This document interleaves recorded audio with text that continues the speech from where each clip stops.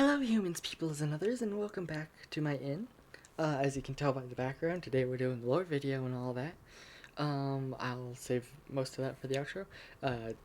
Yeah, today we're going to be talking about the Ascendants of my world. I'll explain what those are in the video itself. Beyond that, I'm thinking... Again, that's stuff for the outro, never mind. So onwards into the lore dump, or whatever you want to call it.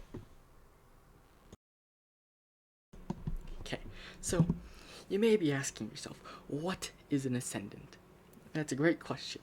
An Ascendant is a being of power, raw, planar power in Kaytirth. They exude this power, their allies gain a little of it when they hang out around them long enough. Pretty much though, yeah, it's just a ton of power. Each Ascendant individually is capable of defeating an entire army by themselves. If they can summon, it's more like 3 armies. Because usually, if they can summon a near infinite amount of things. That doesn't matter. What matters is how they ascend as well. The way someone ascends is they have to find a pocket of planar power, or pocket of planar energy, which is technically the planes themselves taking, like, physical form in the material plane. That's why and the way someone ascends is that they can touch it, or their minds will interact with it, or they just absorb the power. One person, first one I talk about, is going to be ascending via negotiating with the power, so they have the most potential with it because they're not actively controlling it. But yeah, beyond that, when they interact with the power, they must try to overtake it with their mind, other than the one who negotiated with it. But yeah, if they fail to take it, to overwhelm it with their own mind, it will overwhelm them and take over their body and puppet it. I explained that a little more, I think. So yeah, thus to the Ascendants themselves.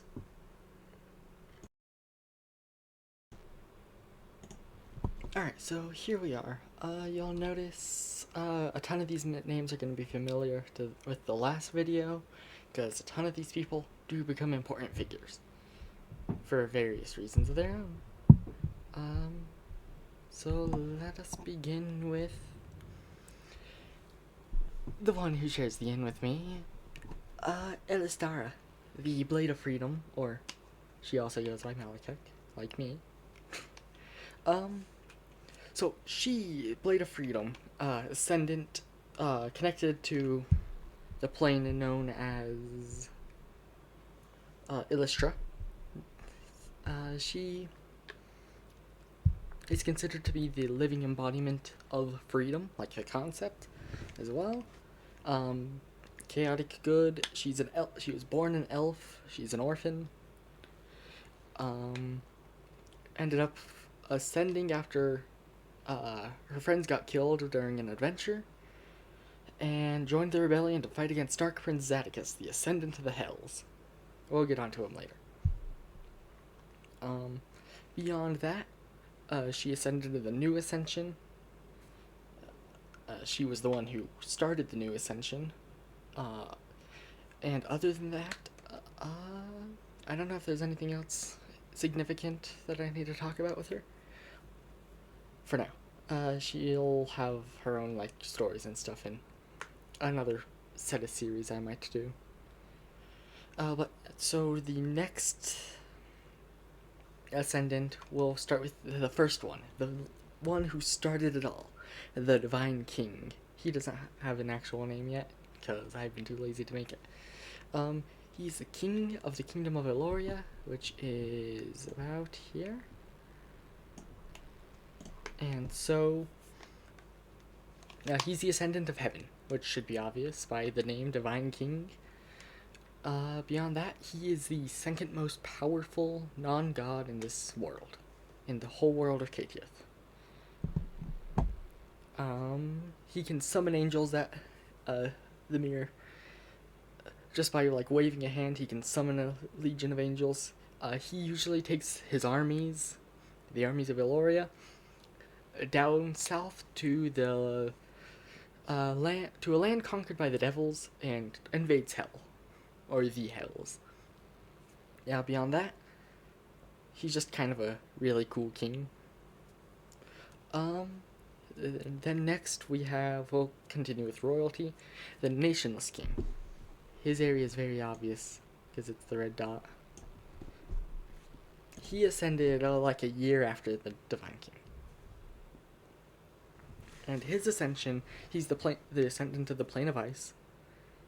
And so his ascension involved a lot of chaos. His mind was corrupted by the plane of ice, because when someone ascends, they have to roll a wisdom saving throw, the equivalent of that. And if they fail, the plane takes over their body, and they're pretty much dead. They're a puppet for the plane. That's what happened to him. And so the plane he decided to go around and try to conquer all the kingdoms. He tried to conquer this area. He failed. He succeeded, crowned himself the God King. Gods did not take kindly to that and reduced his entire capital to a giant pit, of which he is trapped in and has been for 500 years. Let's see. Beyond that, we have Dark Prince Zadicus. He's cool. He's the Ascendant of the Hells. Gets killed by Elistar. So he was born and he ascended during the first ascension, after the nationless king was decimated. Not really great things happened. He decided, you know what, he didn't want to risk being struck down by the gods, pretty much. So he forced his soul into the hells to reincarnate within the next 500 years. When he reincarnates, he's going to try again to take over the area, because he was in the kingdom of Lusmir right here. And so yeah, other than that, when he dies, his ascension power, we lose it. We don't know where it goes. I actually do now, but that's beside the point. Then we have Jannoth the Insane from the first ascension. She's the ascendant of the plane of the abyss, so demon realm. She's over 500 years old, like all the other first ascended. She just wanders around this entire continent, leaving a trail of destruction, because she has no control over her power. So pretty much she walks around all innocently, and then all of her power suddenly takes control and rips a portal into the abyss and releases a ton of demons. And then we have Tadran, the Dancing Flame, ascendant to the plane of fire from the first ascension. They live in Sundaral, this kingdom, right there. Well, it's less of a kingdom and more. It's close enough to a kingdom. They go around in like a dancing troupe. That's about it. They do plays and stuff. And then I'm trying to think. Beyond them, we have two ascendants of death. 3. 2 of them are for one plane, and 2 of them are for the Duade, the plane of judgment. It's kind of a mix of Hades in Greek mythology and the Duat in Egyptian. So it's it's like a ton of boats, of which souls are judged, and then passed on to their actual afterlives. The 2 ascendants who are connected to that plane they don't have names. They're just known as Death Guidance or Death Warmonger.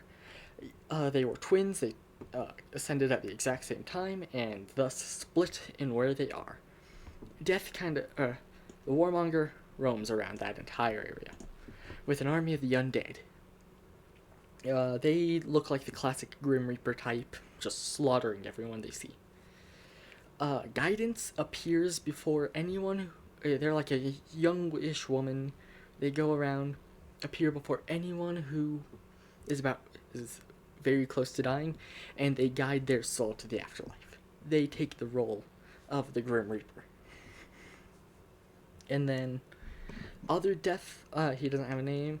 He's just known as the Necromancer Pirate, because he goes around the oceans in a giant bone ghost ship. Said a ocean ship, sailing whatever's, he's surrounded by a green mist. Pirates learn to fear that mist, because his crew is a bunch of undead, of which he can infinitely resurrect. So they try to stay away from him. And then beyond that, we have the Shark Sage. They just live like there. They don't leave their home area. They're just kind of, compared to the rest of the Ascendants, kind of calm. They're also kind of weaker. Not to say that any of the Ascendants are weak, because the whole point is each Ascendant by themselves can wipe out an entire army. As I've probably already mentioned.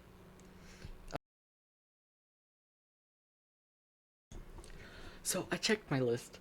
The Shark Sage was the last of them. I'll talk about any more that are significant later, if that comes up. But yeah, other than that, we'll now go on to the outro and all that. So see y'all there.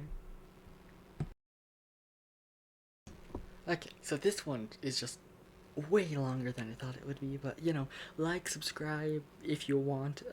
Leave a comment, something about maybe, I guess, any ideas you have for whatever. If you enjoy these, I guess that would be nice. Beyond that, I don't know what else. Oh, next, I might post it this week as well, because I want to, and I have a ton of time. But next we're doing Yuri memes. And yeah, happy Trans Visibility Week, I think. Still? I don't know, I'm not going to confirm that right now, because I don't want to. But yeah, bye.